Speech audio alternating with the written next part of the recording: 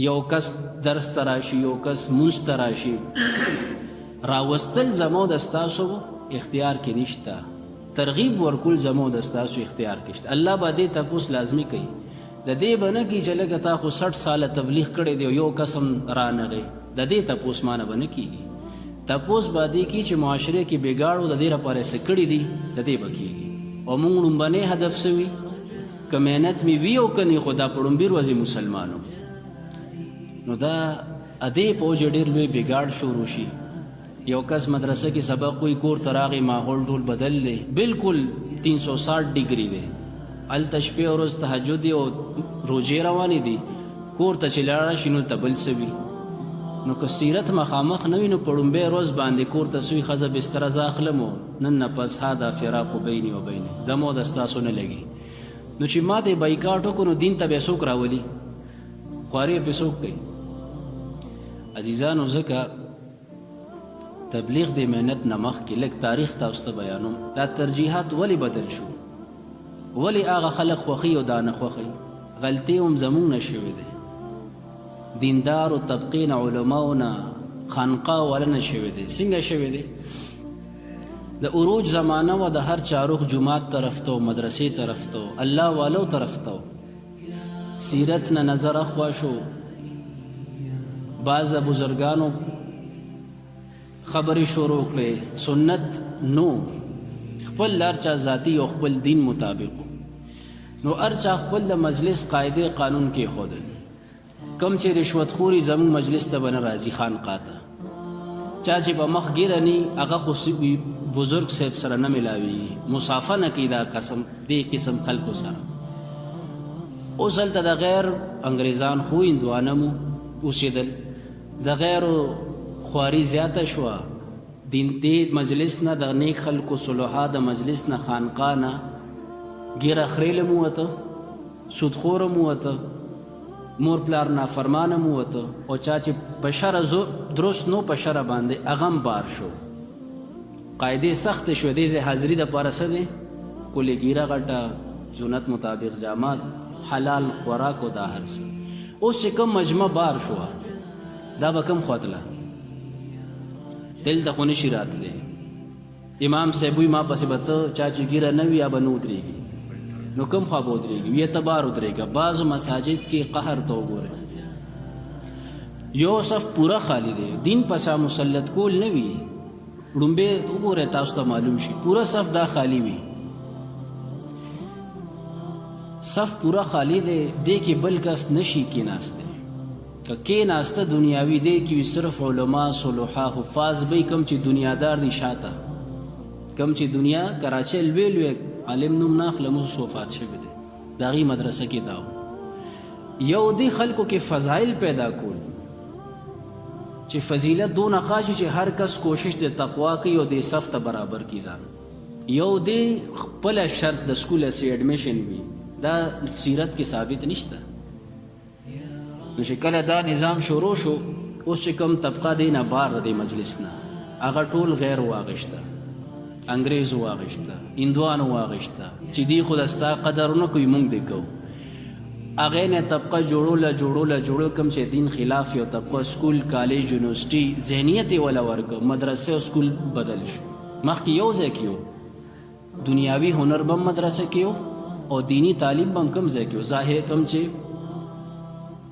مصر کې کم مدرسه ده، جامع ازهر، لوی لوی ساینسدان، لوی لوی فنون والم دغې ځای نه ډاکټران هم پیدا شوي دي، روتې دي، او عالمان مفسرین هم دغلته وو. دا بدل چا کړل؟ بیل چا کړل؟ دغې کاروی بیل کړل. اوس هم مونږ نښتي یو، ما هغه کالج اوس څه وایو، تبلیغ والا یو دیندار، اوس چې غټ غټ مفتی لم ورشئ که نه، الا ماشاء الله. چوتي ډاکټر صاحب راغلی ملاقات له، انجینیر صاحب دی، د MNA صاحب دی، هغه سره ملاقات طرز، او جي دا طالب علم دی، هغه سره د ملاقات طرز ځمکې اسمان فرق. نو اوس ولې وي دا وي MNA صاحب دی، دا ډاکټر صاحب دی، دا زمیندار صاحب دی. وي که دې دین کې ولګي د ځکه ورته توجه ورکوم چې ډېر خلک به دې پوجي ولګي. نو چې تلې واپس ملته په زور اوس منتونو راولو، نو لیږل هم ولې نو دې ځای کې عزیزانو ډېر ښکلی یو لینک ته تعلق دا ټول اصول هم دې نه راوځي. بظاهر په یو کار کولو کې جایز وي کول، خو ورپسې نقصانات ډېر تړلي نه کول بهتر دی. لکه دا دعوت ورکول، یو کس ته زورونه ورکول، ترغیب ورکول، د څه لپاره یي؟ چې دې دین نه لرې شي که جوخ شي، چې جوخ شي. خو چې کله زما په لهجې باندې، زما په انداز باندې جوخ کېږي نه نور لرې کېږي، نو زه به څه کوم؟ لهجه بدلوم که هغه ته یم بس ته لرې شه. خو مونږ الټه کار کوو. مونږ څه وایو؟ وي حق خو وي تریخ، وي رښتیا خو ډېر تراخه لګي که نه. د هر ځای کې عام ده جي. زه خو مذاکره کوم چې الله دې ما ته هم را نصیب کړي. ستاسو مخامخ یو نقشه راشي چې کوم المون کو دا غلط دی، زه خو حق وایم جي. همدا نبی اوس تاسو ته یم چې سیرت سره زه کوشش کوم چې خپل خبره تړم تاکې تاسو دا نو چې ځان نه خبرې کوي. حق سو حق دا و چې ابو جهل پسې ښه لعنتونه ویل کېدل. حق وکنه چې څونه لوی نبی علیہ السلام فرمایل چې دا فرعون زما د امت فرعون د موسی علیہ السلام د فرعون نه هم سختو. ولې؟ ځکه چې هغه کله چپی و نوړې نرم شو، وی ما ایمان راوړو.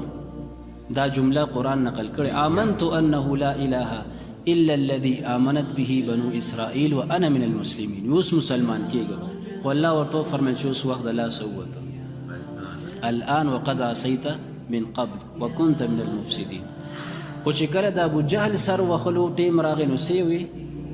سر سټ رانه وی، خو لږ شانتې د ویښ نو باسه تاکې سرونه مخامخ کله د ټولو کېدې مشرکانو زما سر اوچت ښکاري.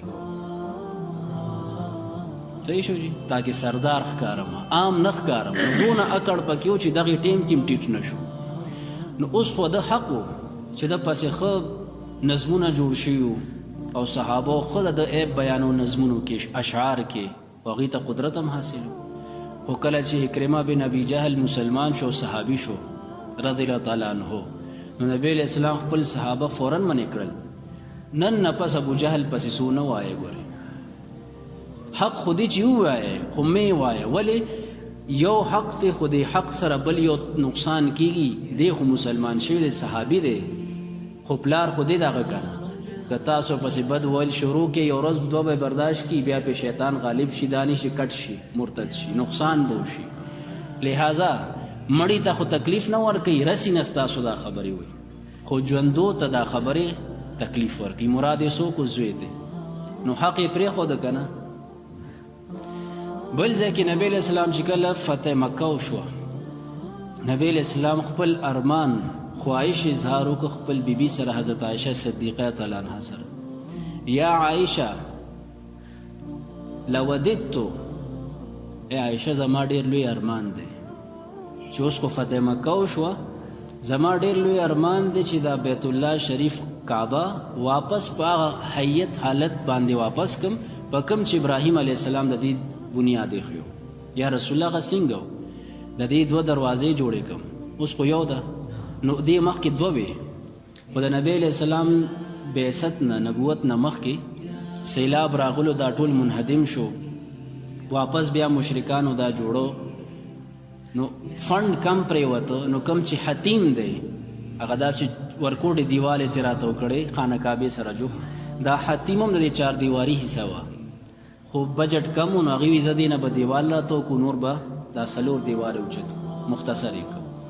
نو حق دا و چې دا حتیم د کعبې حصه ده، دا هم دې سره شامل شي.